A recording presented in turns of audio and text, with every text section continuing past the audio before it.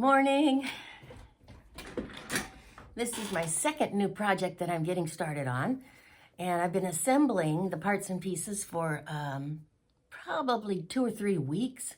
And I think I've mentioned to you a couple times that I was at Ace Hardware picking out fabric with my grandson, and he's so excited. Well, I picked out a pattern, and this is going to be the picture of it. See those big, large blue blocks? That'll be perfect for my fussy cut fabrics that look like animals and stuff. And then it's from the Classic and Heirloom Quilt book by Betsy Chuchian. 1800s inspired quilts in 3 sizes, which is really nice because it has mini, which is like a 30 by something, and then a lap, which I think would be perfect for a 6-year-old, don't you think? And then a queen, if you really wanted to get motivated. And so there's some really beautiful, well, a lot of you may already have this. I think I got this on Amazon, but I couldn't swear to it. But see, that reminds me of the Civil War stuff, don't you think? Maybe it's the red and blue, but it's also just that it's, here's one with little baskets. That's your standard basket look, huh? And School Days is the one we're doing. Can you see it okay? And then some other ones in here are a standard chain type. That one's called White Rock Creek. So it looks like a 4, 8, 12, 16 patches. A 16 patch group are those center squares. Interesting, huh? All made with little squares. And then, let's see here. Trail Drive. I like that one.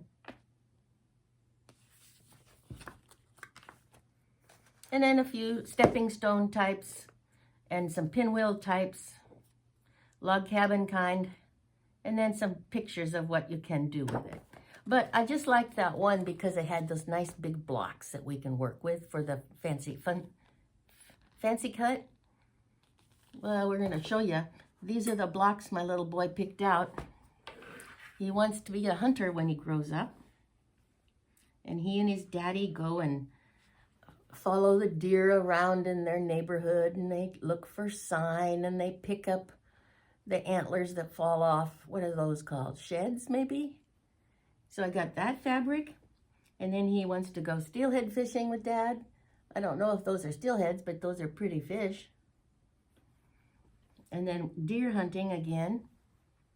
That pretty. Now this is the fabric that started it. Was a bundle that I bought from Rebs Fab Stash, and it's quite a bit more, I'd say, pretty versus hunter, but I'm going to mix them up.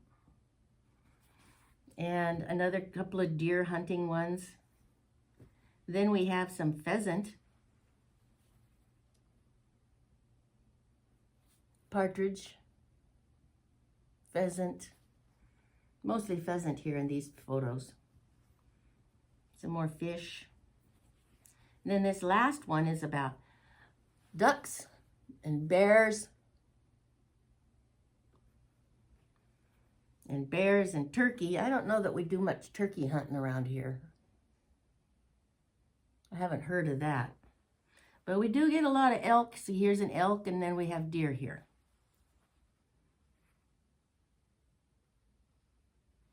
I always thought that going hunting was a good excuse for men to go have fun and camping and have an excuse to go out and do stuff like that. I grew up with 6 boy cousins, and they were always hunting and fishing. So that's, you know, neither here nor there, but I am making a hunting quilt, and we're going to use those blocks as the focus feature.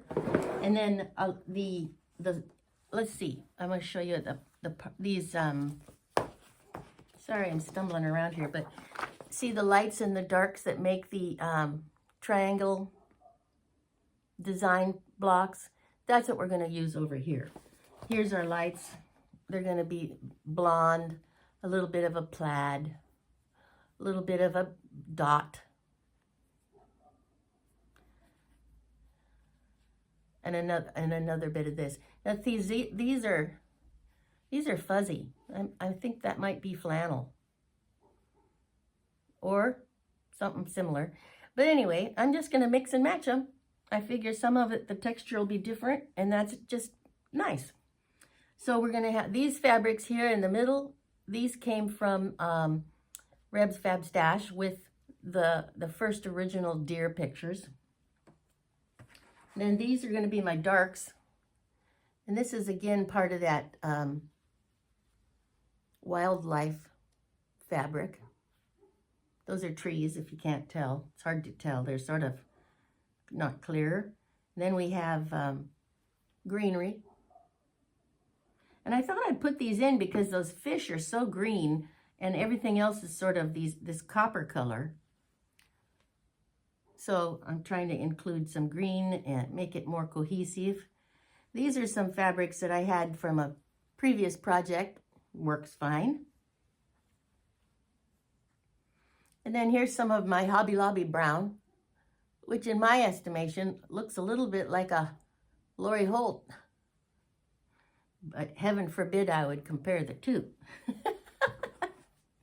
Anyway, did you see our little video that we put up on Lynne Lockard's site? That we were having so much fun. That was the day after the Salem, Oregon Quilt Festival on a Thursday. And then on Friday we got together and Lynne was telling me all about what she saw, who she met, how she had fun there. Next year I'm going to have to go. I was working this year. So let's get this all put together. We're going to actually get started on this real soon. And this is for you, my grandson. I'm not going to say your name, but you know who you are. Okay. And that is going to go in another one of my pizza boxes. Might have to get some more pizza boxes. But for now, it's going to live in this tray. All right. What are you working on this week? It's taken me about 2 weeks to get those ready, along with getting that baby quilt finally done and out the door. And then I also put in quite a few hours on Paradise, because remember, I hadn't worked on it at all in February. So I want to show you my progress on that, and that'll be my next movie. Okay. Let's stay in touch, and when I work on the Paradise, I think I'm going to have you go ahead and watch me or work with me as we go along with the sew along. So these are my 2 in progress, and next movie will be getting started on the Paradise again. All right, thank you so much. Have a blessed day. Have a wonderful time. Spend time with family today if you have any to spend time with. All right, take care. Bye-bye.